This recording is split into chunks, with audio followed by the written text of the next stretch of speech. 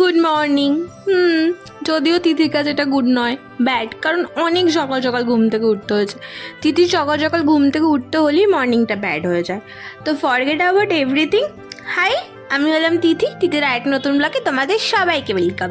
সকালবেলা এরকম জলের মধ্যে আমি আমার স্কুটি নিয়ে চলে গিয়েছি ক্লায়েন্টের বাড়িতে, কারণ আমার nail extension home service booking ছিল।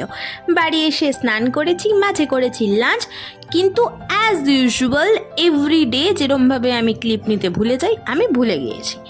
দেন ছিল বুকিং, সবাই বেশ সুন্দর মেহেন্দি পড়ছে, নেল এক্সটেনশন করছে। আমি বুঝতে পারছি না অকেশনটা কি, বাট ঠিক আছে, সবাই করলেই তো আমার টাকা আসবে। হ্যাঁ হ্যাঁ, তোমরা বেশি বেশি করে বুকিং করো, just joke of the part. তো যাই হোক, মেহেন্দি কমপ্লিট করলাম, নেল এক্সটেনশন কমপ্লিট করলাম। পর 2খানা নেল এক্সটেনশন বুকিং ছিল, সরি 3খানা ছিল। আরেকজন এসছে পরে, কারণ হয়ে গেছে রাত 9:30। স্বাভাবিক, আমিও বাড়ি যাব, সেও বাড়ি যাবে। সব কমপ্লিট করে বাড়ি এসে মুখের মধ্যে ফেস প্যাক লাগিয়েছিলাম, কারণ নেল এক্সটেনশন করতে গিয়ে মুখের যে অবস্থা হয় সেটা বলে বোঝানোর মতো নয়। দেন ডিনার করে ঘুমিয়ে পড়েছি। গুড নাইট, টাটা, দেখা হচ্ছে নেক্সট